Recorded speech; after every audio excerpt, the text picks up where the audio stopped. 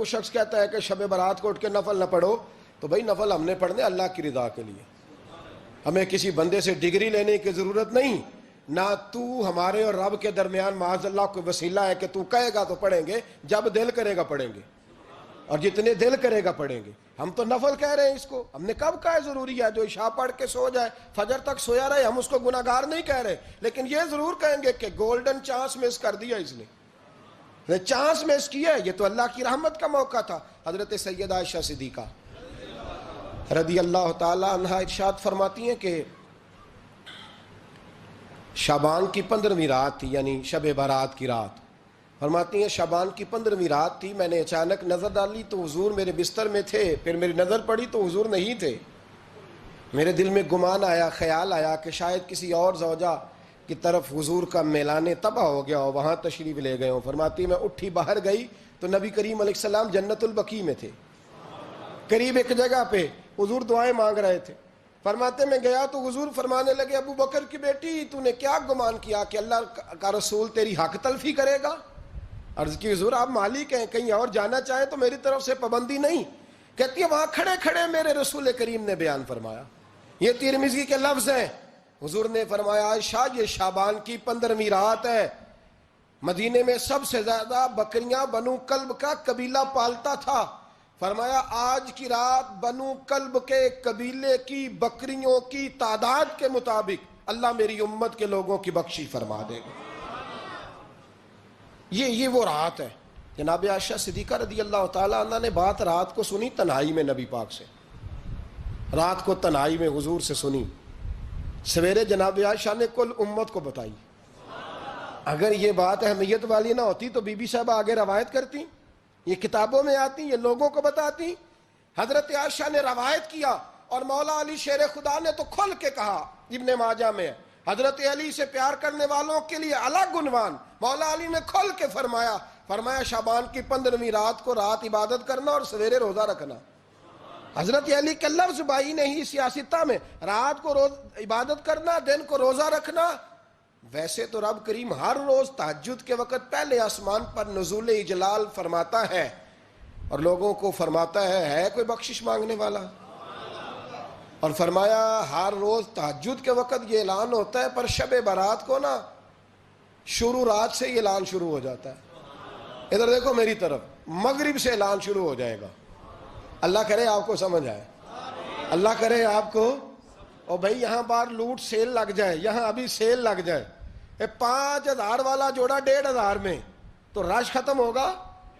اور بھائی اگر یہ لگ جائے، چلو یہ تو دور کی بات ہے نا، ہم تو لنگر والے لوگ ہیں، اگر لنگر کا اعلان ہو جائے کہ بڑا تگڑا ہے، بڑا تگڑا، ہمارے ہاں تو شادی کی روٹی کھلتی ہے تو لوگ آخری روٹی سمجھ کے کھاتے ہیں کہ شاید اللہ ماشاءاللہ یہ آخری ہے، اس کے بعد نہ ملے گی۔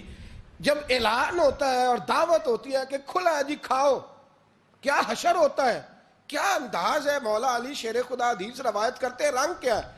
فرمایا باقی راتوں میں نا تھوڑا سا پیکج ہوتا ہے، تھوڑا سا، آخری حصے میں رات کے شب برات کو نا رات چڑھتے ہی اللہ پہلے آسمان پر جو اس کی شان کے لائق ہے نزول جلال فرماتا ہے، اور پہلا جملہ یہ فرماتا ہے کوئی معافی مانگنے والا؟ اللہ کرے آپ کو سمجھ آئے، یعنی معافی دینے والا کہہ رہا ہے چلو آؤ ادھر، آؤ ذرا معافی مانگو، میں معاف کرنے آیا ہوں، مانگو معافی، ہے کوئی معافی مانگنے والا؟ معاف کر دیں گے۔ اور آپ فرماتے ہیں ہے کوئی رزق مانگنے والا؟ وہ جو بڑی درخواستیں دیتے پھرتے ہیں نا مختلف اداروں میں، وہ ایک درخواست نا کل شب برات والی رات بھی دیں۔ اللہ کرے آپ کو سمجھ آئے۔ وہ جو کہتے ہیں نا بڑی بڑی کمپنیوں میں نے اپلیکیشن جمع کرائی ہے تو کہیں کام نہیں بن رہا تو نسخہ دے رہا ہوں، ایک اپلیکیشن کل رات بھی جمع کراؤ انشاءاللہ کام بن جائے گا۔ اور میں نہیں کہہ رہا، مولا علی شیر خدا فرما رہے ہیں، اور وہ خود نہیں فرما رہے، وہ نبی پاک کا فرمان نقل کر رہے ہیں، اور وہ رسول اللہ صلی اللہ علیہ وسلم کی بات نہیں بیان کر رہے، وہ کہتے ہیں رب فرماتا ہے کوئی روزی مانگنے والا؟ سارے سیٹھوں، نوابوں، جاگیرداروں کے پاس جا جا کے تھک گئے ہو، ایک دن میرے کہنے پر، ایک رات، ایک دیہڑی ذرا شب برات والی لگا کے تو دیکھو، پر شرط یہ ہے کہ یقین کامل ہو، ارادہ یہ، مطلب اللہ معاف کرے آپ نے ناراض نہیں ہونا، لیکن وہ ماحول اس طرح کا ہے کہ شب برات کو ایک دو ساتھی کو کہا رات کو عبادت کر کہتے جی وہ تو ٹھیک ہے پر سویرے چھٹی نہیں، کام کرنا ہے. یعنی رب کہہ رہا ہے کہ تو آ جا شب برات کی رات، جو مانگے گا وہ تجھے. لیکن یہ ادھر نہیں توجہ کر رہا. یہ کہتا ہے سویرے 10 بجے دکان نہ کھلی تو مشکل ہو جائے گی، دفتر نہ گیا تو حالات. آپ دیکھیں ذرا، اب جب یقین اس طرح کا ہو تو پھر تو بھائی ساری زندگی اداروں میں درخواستیں دینی ہیں. پھر آپ جیسا آپ کا مزاج ہوگا، اللہ تعالیٰ تو بندے کے گمان کے قریب ہے. تو میرے رسول پاک علیہ السلام نے ہمیں یہ میسج دیا، پیغام دیا، فرمایا اس رات جو اولاد مانگے گا رب اسے بھی عطا فرمائے گا. اس رات جو اللہ سے بخشش مانگے گا اللہ اسے بھی دے گا. اس رات جو رب کریم سے عزت مانگے گا اللہ اسے بھی عطا کرے گا. شارحین نے لکھا اس رات جو رب سے پردہ پوشی مانگے گا اللہ اسے پردہ پوشی بھی عطا کرے گا. جو جنت کا سوالی ہوگا رب اپنے فضل سے عطا فرمائے گا. کوشش فرمائے. 10 محرم کو ہمارے ہاں لوگ جاتے ہیں قبرستان. وہ کسی حدیث سے ثابت نہیں، میں منع نہیں کر رہا، جائیں 9 محرم کو جائیں، 10 کو جائیں، 11 کو جائیں، 8 کو جائیں، سفر میں جائیں، ربیع الاول میں جائیں، قبرستان میں جب بھی جائیں، منع نہیں ہے. لیکن شب برات والی رات تو خود رسول کریم گئے ہیں نا قبرستان. اب جو بات میں نے سمجھانی ہے اس کو سمجھیں. نبی پاک کی والدہ کا مزار نہیں ہے وہاں جنت البقیع میں. حضور کے کو بھائی بہن، حضور کیا کرنے گئے؟ امت کی بخشش کے لیے گئے. شب برات کی رات لالچی نہ بنے کہ صرف میں نے اپنے لیے روزی مانگنی ہے، کل امت کے لیے مانگے رب کریم سے. مانگے اپنے بھائی کے لیے، مانگے اپنی بہن کے لیے، مانگے اپنے بیٹے کے لیے، مانگے اپنی بیٹی کے لیے، مانگے اللہ کریم سے. یہ مانگنے کی رات ہے. پچھلی راتی رحمت رب دی کرے بلند آوازہ، بخشش منگن واریاں کارن کھلا جے دروازہ. آئیں اللہ کی بارگاہ میں اس رات کو کھل کے دعا مانگیں. قبرستانوں میں نہ کچھ قبریں ایسی ہیں کہ جو بتاتی ہیں کہ سالوں بیت گئے ہیں کوئی آیا نہیں. کچھ قبریں بتاتی ہیں. اور کچھ بڑے قبرستان بڑے شہروں میں ایسے بھی ہیں کہ جن کا گورکن کہتا ہے کہ مجھے کمیٹی نے کہہ دیا ہے جہاں 4-5 سال کوئی نہ آئے وہاں نئی قبر بنا دیا کرو. وہاں نئی قبر بن جاتی ہے معاذ اللہ. او بھائی کچھ ہیں ایسے، کچھ ہیں. یہ جائیں نا اکبر بادشاہ یہاں لیٹا ہے لاہور میں، تو شعر لکھا ہوا ہے بر مزارے ماں غریباں نے گلے پروانہ سوزز نے صدائے بلبلے. فارسی کا مقولہ لکھا ہے اس کی قبر پہ، کہتا ہے میں وہ غریب ہوں. اعلیٰ بادشاہ ہے، مقبرے میں لیٹا ہے، کہتا ہے میں وہ غریب ہوں کہ نہ یہاں کوئی پروانہ آتا ہے نہ بلبل آ کے گیت گاتی. کوئی آتا ہی نہیں، کوئی فاتحہ نہیں پڑھتا، کوئی فاتحہ نہیں پڑھتا. او بھائی کئی قبریں ایسی ہیں جن پہ سالوں بیت گئے کوئی لوٹا نہیں. اور مشکات میں حدیث ہے، میرے نبی کریم علیہ السلام نے فرمایا جو قبر میں ہوتا ہے وہ تو اس آدمی کی طرح ہے جو دریا میں ڈوب رہا ہے اور وہ انتظار کر رہا ہے کہ میرا بیٹا میرے لیے دعا مانگے، میری بیٹی دعا مانگے. پر بیٹے کو تو 27 سال ہو گئے، ملک سے باہر ہے. کاغذ بنے گے تو ابے کی قبر پہ آئے گا نا، اس کے تو کاغذات ہی نہیں مکمل ہو رہے. وہ بیٹے کو تو مشکل ہے بڑی، وہ تو کاغذات نہیں بن رہے. وہ تو دولت کا مطالبہ پورا ہوگا تو جب ہی وہ کام ہوگا نا. انتظار ہو رہا ہے قبروں میں میرا بیٹا دعا کرے، میرا بھائی دعا کرے. اور اگر بچہ دفن ہے تو وہ کہتا ہے میری ماں دعا کرے، میرا باپ دعا کرے. کوشش کریں شب برات بعد از مغرب یہ رواج پیدا کریں. یہ رسول اللہ کا طریقہ ہے صلی اللہ علیہ وسلم. قبرستان میں جائیں اور جا کر کے وہاں اللہ تبارک و تعالیٰ سے دعا مانگیں کہ یا اللہ جو اس قبرستان میں لیٹے ہیں وہ بھی، اور جو آج تک کلمہ پڑھنے والے دنیا سے گئے وہ بھی، اور جو قیامت تک جائیں گے وہ بھی. اے اللہ تو سب کی بخشش فرما دے. اللہ کی رحمت کو محدود نہ کریں کہ صرف مجھے بخش دے، اسے کہیں یا اللہ کل کی بخشش فرما.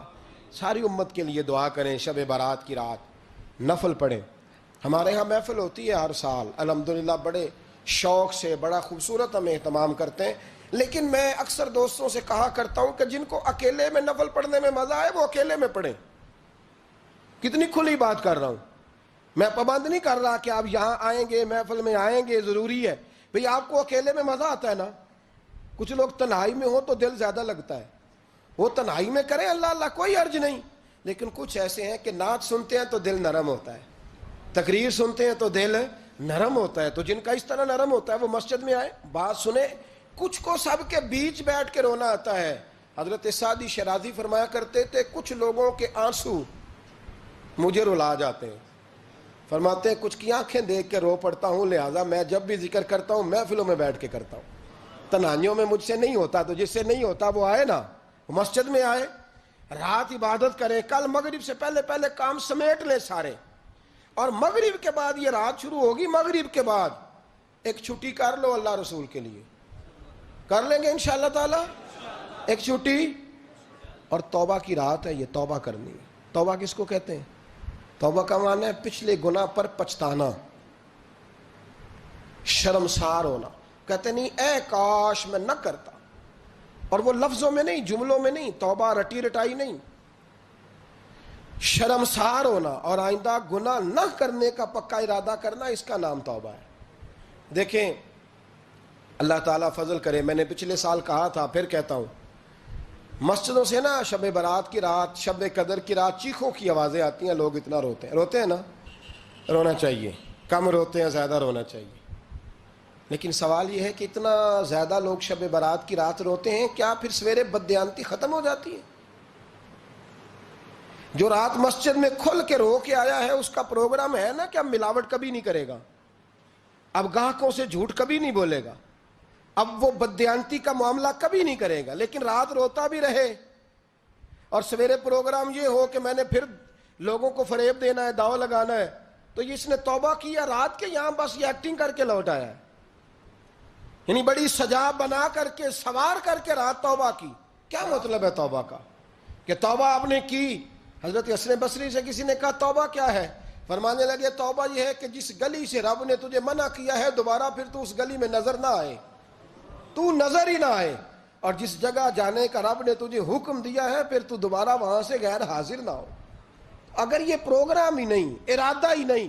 بچے ایک دو مجھے کہنے لگے کل حضرت صاحب توبہ کے موضوع پر ہم نے گفتگو کرنی ہے، تو کوئی باب بتائے کہاں پہ ہے. کچھ بچے شاگرد ہیں، کچھ مسجدوں میں جمعہ پڑھاتے ہیں. ایک نے مجھ سے کہا، تو میں نے کہا بیٹے پہلے مسجد میں جاؤ، 2 نفل پڑھو، توبہ کرو، توبہ کا ارادہ بناؤ. یہ رسم نہیں ہے.